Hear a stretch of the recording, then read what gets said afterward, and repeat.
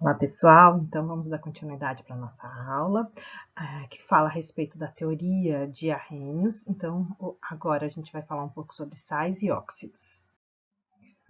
Os sais e os óxidos, eles estão presentes no nosso dia a dia, né?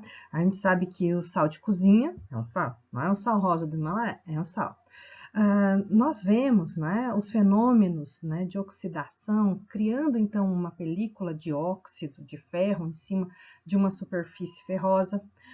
Nós conseguimos ver o monóxido de carbono, o dióxido de carbono, que são óxidos, então nós temos eles presentes no nosso dia a dia. Então vamos entender um pouquinho mais a respeito desses compostos.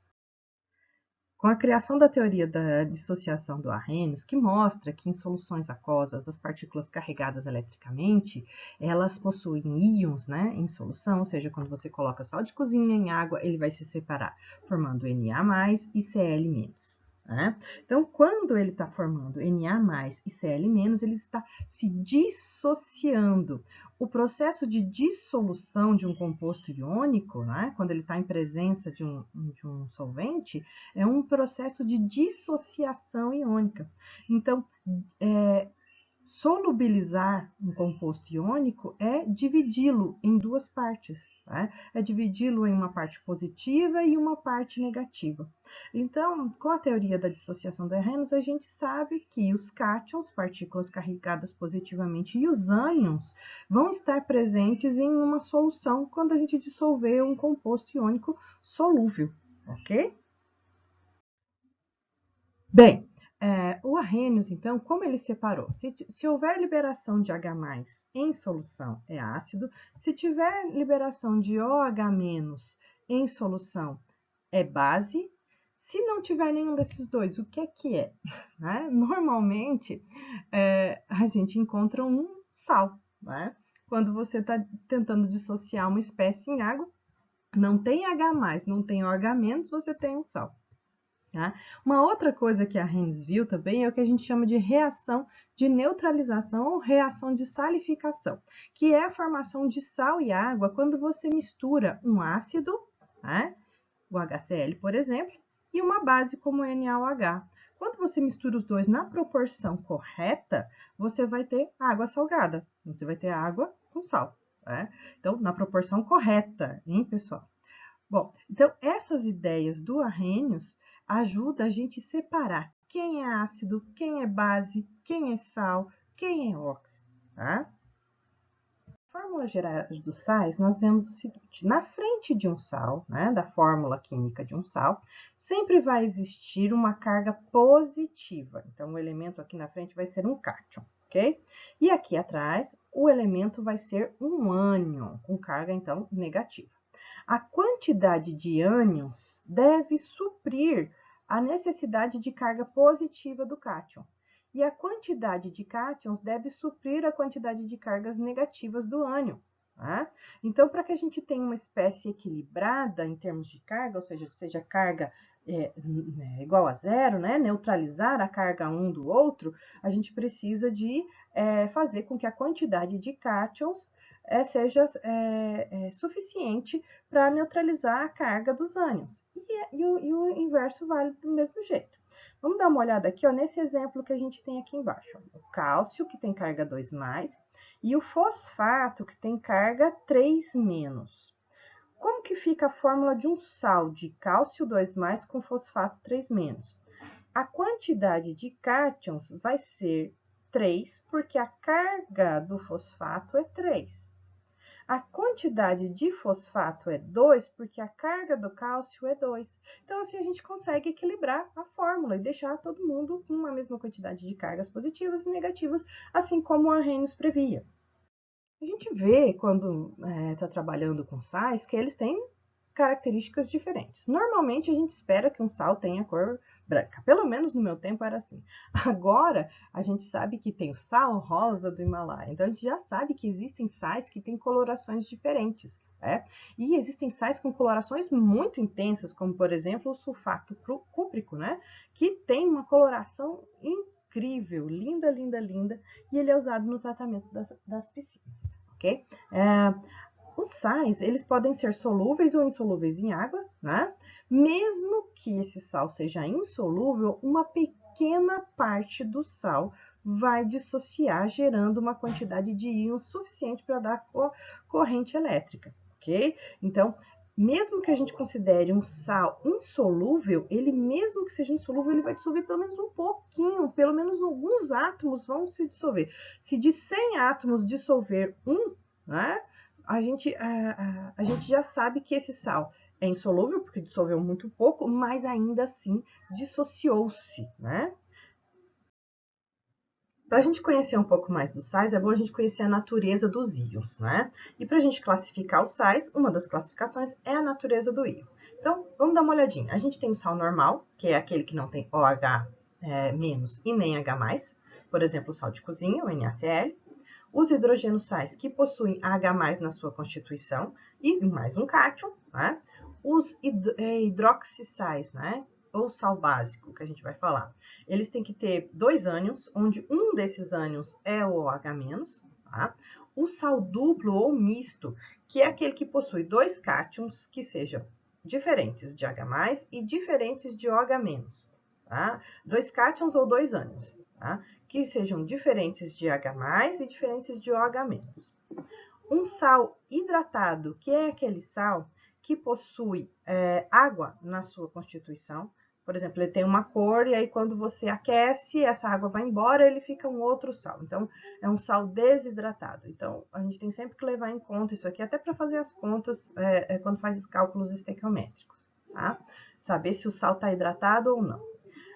E o alúmen, que é diferentoso aqui, né? O alúmen ele tem que ter pelo menos um íon SO4 e tem que ter 12 águas na sua composição. Então, ele tem que ter 2 cátions, né?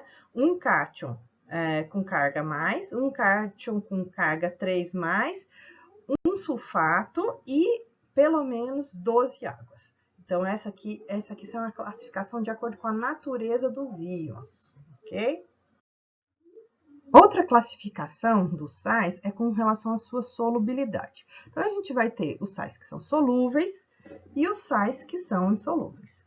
A solúvel é quase todos, né? A maioria aqui que a gente está vendo aqui em termos de íons são solúveis, com exceções, né? Então, o acetato, ele é solúvel no geral, mas quando está com a prata ou com o mercúrio 2+, ele é insolúvel.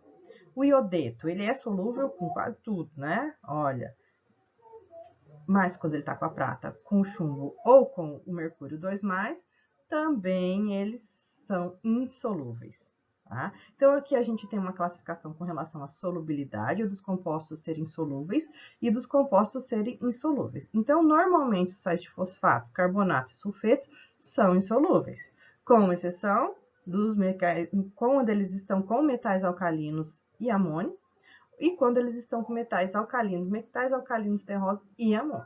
Então, quando você tem esses cátions com esses ânions, vocês vão ter compostos que são insolúveis, tá? Tudo bem? A nomenclatura dos sais segue também as regras da IUPAC, que estão contidas no Red Book, né? Aqui a gente vai dar uma olhadinha, um pouquinho das regras, né? Então, diferente da fórmula, onde a parte positiva vem na frente, quando você vai nomear um sal, a parte negativa vem na frente. Então, olha só, NaCl, a parte negativa é o Cl. Então, começa com o nome de Cl. Como é o nome do Cl? Cloreto. Então, cloreto de sódio, ok? Aqui, manganês com iodo, iodeto de manganês. Aqui, NaCN, cianeto de sódio. Então, vejam, essas classificações aqui, para poder fazer a nomenclatura, elas são sempre as mesmas. Sempre o nome do ânion vem na frente, você coloca a partícula aditiva, né, o D, e o cátion, o nome do cátion, tá?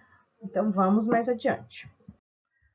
Bom, pessoal, quando a gente faz a reação de neutralização, ela ajuda a gente até a conseguir dar a nomenclatura do sal formado. A gente sabe que o NaCl não vai ficar aqui conectado, porque ele é solúvel em água, então ele vai estar separado entre Na+ e Cl-, mas para a gente imaginar o nome desse sal, a gente vai fazer o seguinte, a gente vai imaginar que ele se uniu e ele está aqui conectado, ok? Bom, como é que a gente faz para dar o nome para ele? A gente vai dar o nome para ele pensando no ácido qual deu origem a ele, tá? Então, ele era um ácido clorídrico que foi neutralizado. Bom, o ácido tem sufixo hídrico. Então, todo ácido que é neutralizado, ele forma um sal com sufixo eto. Então, se ele era ácido clorídrico, ele vai se chamar, enquanto ânion, cloreto. Então, a gente já consegue dar o nome do sal, cloreto de sódio. Né? Bem legal, bem facinho. Agora, vamos ver esse outro aqui, ó, o ácido sulfúrico. A gente vai lá, pega as normas, vê como é que faz para dar o nome para ele. Ele é um oxiácido, tem que ver qual que é a carga do elemento que está aqui no meio. Então, ele termina com ico, né? Sulfúrico. Ele termina com ico, então ele, enquanto ânion, vai ficar com a palavrinha ato. Então, esse elemento que se formou aqui, ele vai ser o sulfato, porque ele era o ácido, ele veio da neutralização do ácido sulfúrico. Então, ele é o sulfato de o cátion que está aqui, sulfato de cálcio. Ah, e se fosse diferente, professora? E se fosse H2SO3, que é o ácido sulfuroso? Então, a gente vai lá, sulfuroso, ele vai ficar ito. Então,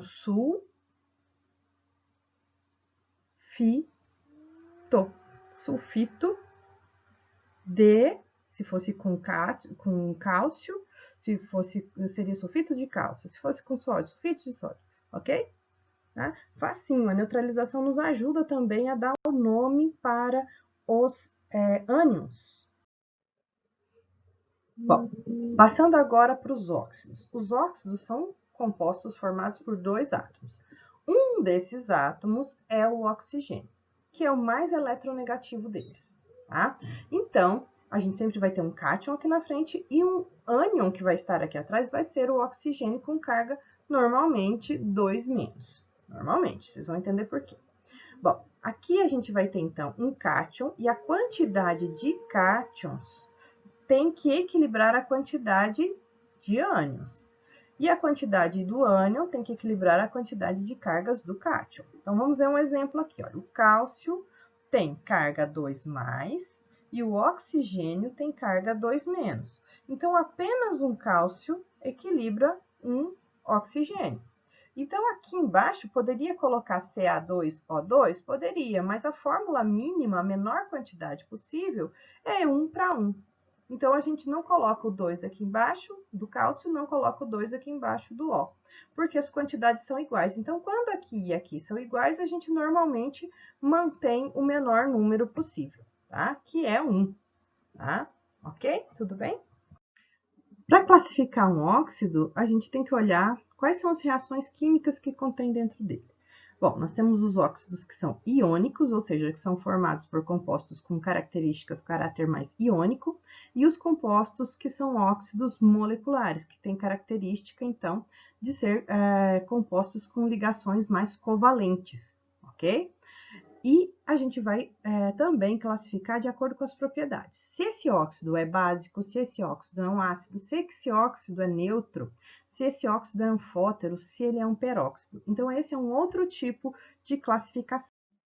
Dentro dessa classificação dos óxidos, os óxidos básicos vão ser aqueles que vão ter cargas 2+ ou mais 1 e vão ter um caráter mais iônico. Né? O óxido básico, como você ouve falar, básico, né? Quando em água, ele vai formar uma base. E quando em água, em presença de um ácido, ele pode sim, então, neutralizar um ácido. Um óxido ácido vai ser o contrário, ele vai neutralizar uma base. Ele, quando em água, vai formar um ácido, né? E quando em presença de uma base, vai formar sal e água. Os óxidos neutros não vão conseguir fazer isso, reagir com água ou com ácido, nem com base, tá? Mas eles vão ter características um pouco parecidas com os dos óxidos ácidos, porque eles vão ter ligações mais covalentes, enquanto os óxidos básicos são ligações mais iônicas. Os óxidos anfóteros, eles vão ter a característica tanto de um óxido básico como de um óxido ácido. Ele vai conseguir neutralizar uma base, vai conseguir neutralizar um ácido, ok? Um óxido duplo ou misto é aquele que possui dois óxidos dentro de um único. Dentro da estrutura cristalina, você vai ter um óxido de ferro e você vai ter um outro óxido de ferro, formando um único óxido de ferro. Por exemplo, a magnetita. Aqui a gente tem um outro exemplo de um tetróxido de chumbo, né? E a gente tem um outro tipo de de óxido especial, que é o peróxido. Os peróxidos são um tipo de óxido que possui, então, o oxigênio com carga diferente de 2-.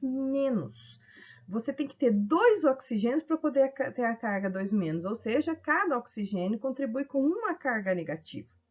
Então, eles são uma exceção aqui, mas eles podem ser formados, né, de hidrogênio, pode ser formado de metais alcalinos e alcalinos terrosos, né? E aqui a gente tem alguns exemplos. Quando eles estão em presença de água, eles vão produzir uma base e água oxigenada.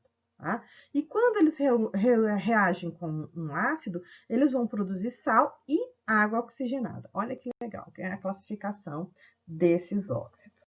Para nomear os óxidos é muito fácil, né? A gente segue as regras da IUPAC, que estão contidas no Red Book, mas basicamente é isso daqui, olha. A gente coloca óxido, a palavra óxido sempre na frente, a palavrinha de e o nome do cátion. Então, os óxidos iônicos, por exemplo, óxido de cálcio, olha, a gente tem um oxigênio aqui e o cálcio aqui. Óxido de alumínio, tá? Então, você simplesmente fala óxido de alguma coisa. Esses daqui, dos compostos iônicos, eles têm carga variável. Quando tem carga variável, você tem que contar a carga que ele tem. Né? Então, nesse caso, todos os ferros têm carga 2+. Né? Aqui tem um ferro com carga 2+. Então, a gente tem que colocar entre parênteses a carga do metal, né? E colocar óxido de ferro, óxido de ferro, tá vendo? Óxido de ferro 2, óxido de ferro 3, para a gente poder separar um óxido do outro.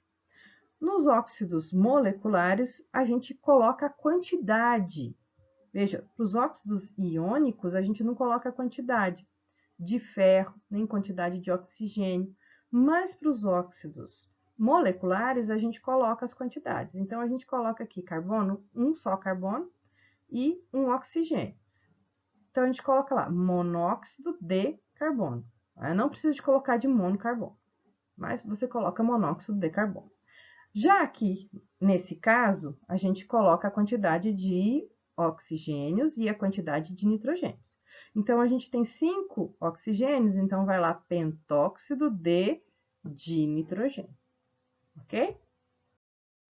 Bom, pessoal, então a gente vai encerrando essa aula por aqui. Deixo aqui para vocês alguns exercícios que, como vocês já sabem, eles valem a presença de vocês na aula e a gente corrige eles durante a nossa aula, né, no Meet, ok? Então, até mais, espero que vocês tenham aproveitado um pouquinho da aula.